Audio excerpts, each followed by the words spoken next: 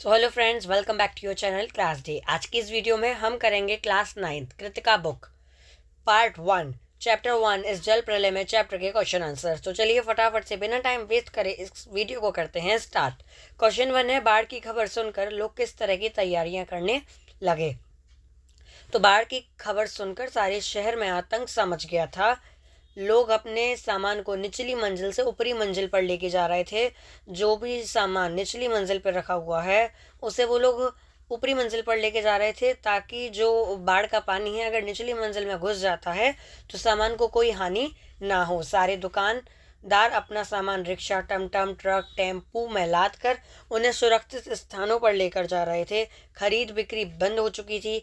लोग अपने घर में खाने का सामान, दिया सलाई, मोमबत्ती, दवाई, केरोसिन आदि का प्रबंध करने में लगे हुए थे।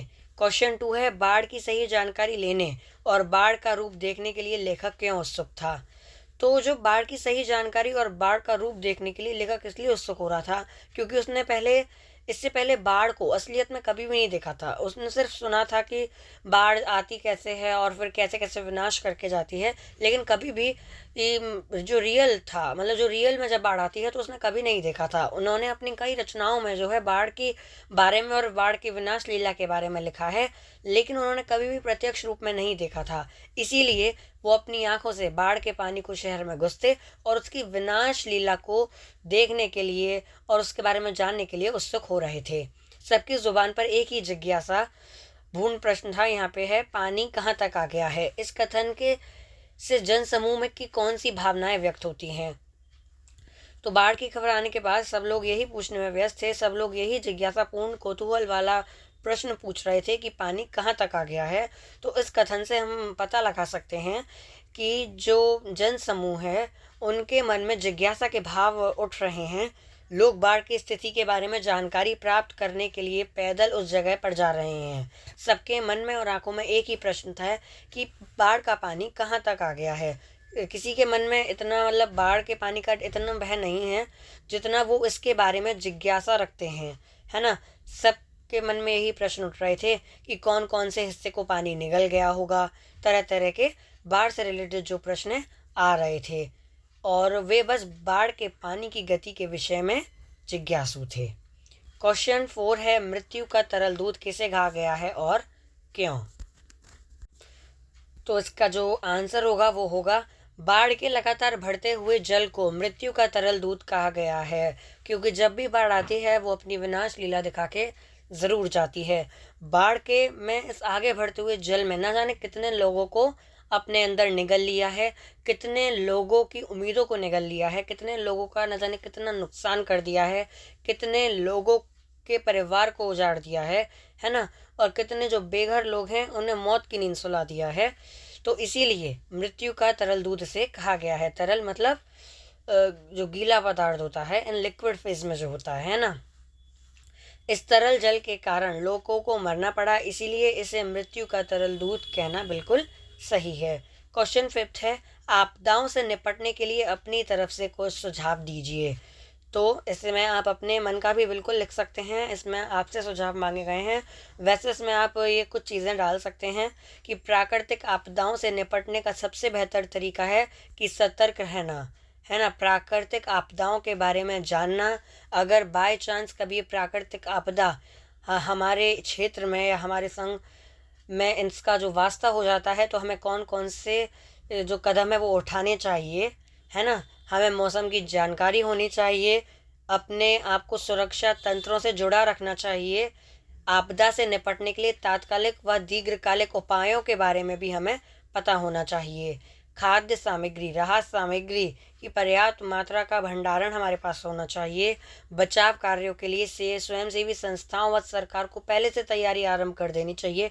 अगर कोई ऐसी खबर आती है कि आने वाले दिनों में ये प्राकृतिक आपदा रूप ले सकती है, ये प्राकृतिक आपदा आ सकती है, पर्याप्त दवाइयों और वह चिकित्सा के लिए डॉक्टरों को भी नियुक्ति, मतलब जो डॉक्टरों की भी नियुक्ति होनी चाहिए एट एक इमरजेंसी लेवल पे।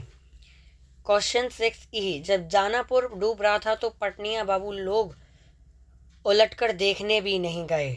अब बूझो। इस कथन द्वारा लोगों की मानसिक किस मानसिकता पर चोट की गई है।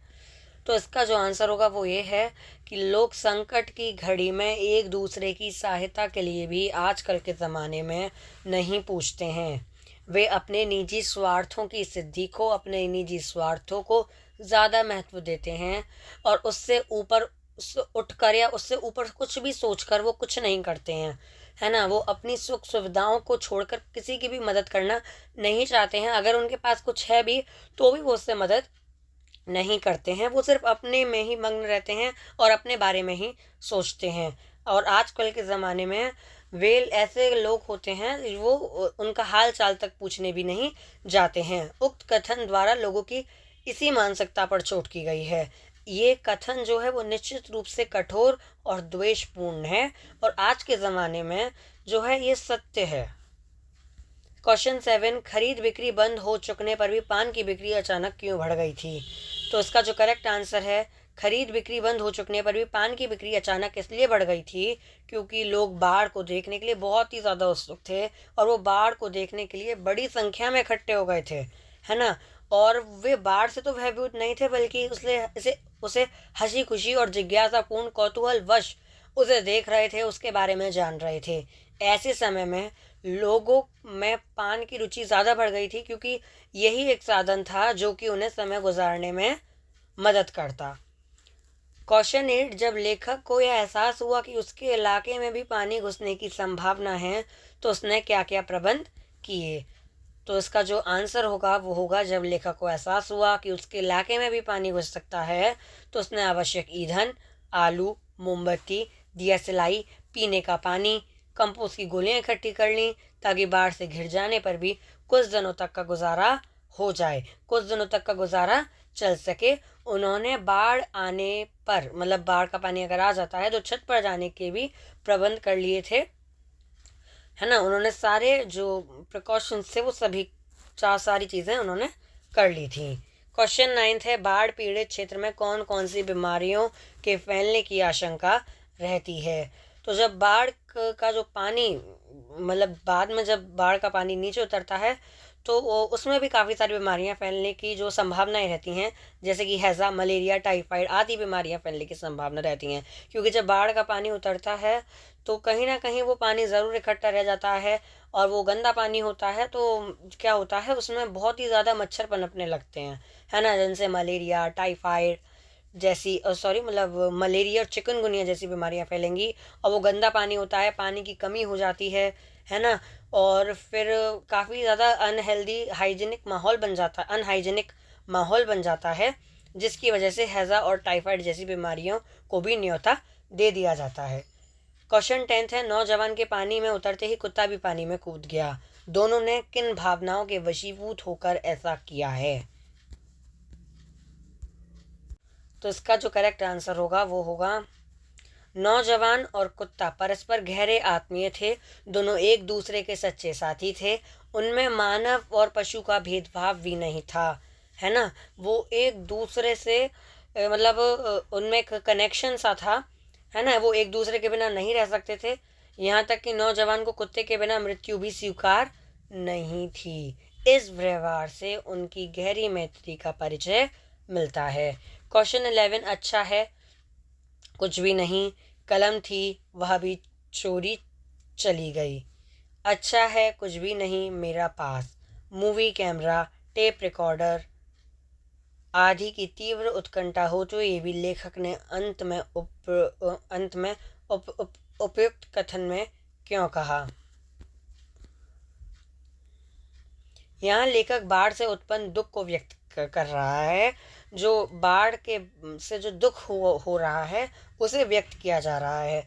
वह इस घटना को पहले कैमरे में कैद करना चाहता था परंतु उसके पास कैमरा उपलब्ध नहीं था। फिर उसके मन में विचार आया कि वह कलम द्वारा पन्नों में इस त्रासदी के बारे में लिखेगा। जो जो उसने देखा, जो जो उसने महसूस किया वो सब उसे कलम द्वारा उतार देगा, है ना। और उसने पहले वो लिखेगा जैसे उसने पहले स्वयं भोगा था, पर उसकी कलम भी उसके पास नहीं थी, वह भी चोरी हो गई। इतनी तीव्र उत्कंठा होते हुए भी लेखक ने सोचा कि अच्छा है कुछ भी नहीं है, क्योंकि बाढ़ के इस सजीव भयानक रूप को अगर वो अपने कैमरे व कलम से पन्नों पर उतार भी लेता तो उसे दुखी प्राप्त होता। उसे बार बार देखकर पढ़कर, है ना, कुछ प्राप्त होता नहीं, बट उसके दिमाग में जो है उसकी तस्वीर बनती, बार बार उसे दुख होता, तो फिर उनकी तस्वीर लेकर वह क्या करता। तो इस तरह हमने इस चैप्टर के भी क्वेश्चन आंसर कंप्लीट कर लिए हैं। आई होप आपको कुछ ना कुछ हेल्प ज़रूर मिली होगी। इससे पहले हमने क्षितिज बुक के चैप्टर 1 दो बैलों की कथा और लहासा की ओर जो कि चैप्टर 2 है उस चैप्टर के भी क्वेश्चन आंसर कर लिए हैं। अगर आपको उनमें हेल्प चाहिए तो आप उन वीडियोस को ज़रूर विजिट कर सकते हैं। मैं उनका लिंक आपको डिस्क्रिप्शन बॉक्स में दे दूंगा। Thank you for watching. Meeting in the next video.